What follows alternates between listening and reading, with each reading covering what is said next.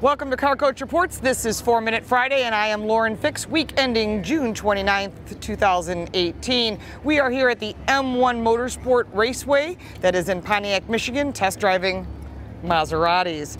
But this is what's going on in your automotive world. This week we will be covering women in Saudi Arabia are able to drive, the most American-made cars, EV incentives, and automotive history. Stay right with us.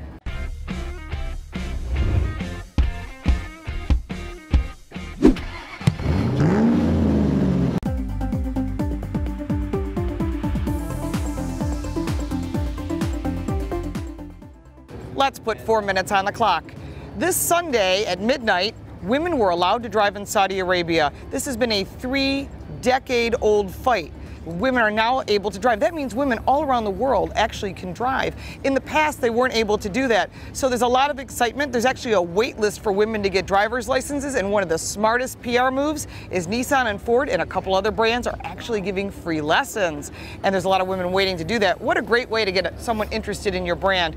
Not all women are driving at once, but this is great news because women are able to drive. They're able to get around in this world without having to have someone take them. This is an interesting success story, and on top of that, Saudi Arabian women are allowed to race cars, and Asel Al-Hamad has been the first lady to drive in the kingdom in a Jaguar F-Type. We've got some video here to show you. She actually was so excited to drive in her country, and she is the founding member of the Saudi Arabian Motor Federation. This is exciting news. We'll be seeing some racers coming out of the Middle East. Driving the Jaguar F-Type today was very emotional. I was so privileged to drive finally in my home country. It was a very special moment.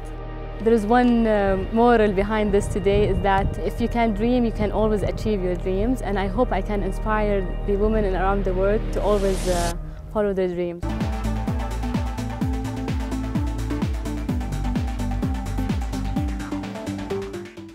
Number 2, Cars.com has released its top American-made vehicles. Yes, just because it's an American-made vehicle doesn't mean they're all completely built here in the U.S. And that top vehicle, with 72% of its components and built here in Belvidere, Illinois, is the Jeep Cherokee. That is number 1, followed by the Honda Odyssey, the Honda Ridgeline, built in Lincoln, Alabama, both vehicles, the Ford Taurus, built in Chicago, the Chevy Volt, built in Detroit, the Honda Pilot, Lincoln, Alabama, Acura MDX, the only luxury 3-row vehicle that is on the list, the Ford Explorer in Chicago, the F-150, and number 10, the Chevy Corvette coming from Bowling Green, Kentucky.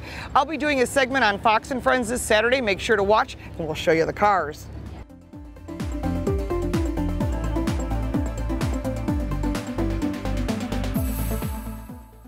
Number 3, incentives for electric vehicles have been what's keeping electric vehicles alive. People are buying them because they get a $7,500 tax credit. But the federal government only gives manufacturers up to 200,000 vehicles. After that point, you start losing that tax credit, and that will cause people maybe not to buy that brand. No other manufacturer's gotten close to it other than Tesla. Ford is not far behind, as well as Nissan. So this could impact sales for electric vehicles. Many people are petitioning the federal government to extend that, but looks like with this administration, you're probably not going to see it. So if you're thinking about an electric vehicle and you want that $7,500 tax credit and your state offers something additionally, now's the time to do it, because your opportunity may make it more expensive to purchase one.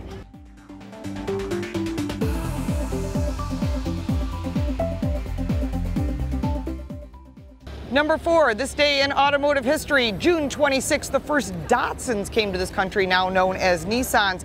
And their vehicles were really teeny at the time, and now they've got a full array of trucks, cars, SUVs, and of course, sports cars. This is what's going on in your automotive world. I'd like to thank Al Vazquez of Al Vazquez Television. Make sure to follow him. He's done all the photography for me today, and he was my co-driver for today's Maserati review, which you can check out in English and in Spanish. If you like this video and you'd like to see more, make sure to like and subscribe and hit that little bell so we'll let you know when we post another video. Of course, don't forget to follow Al as well.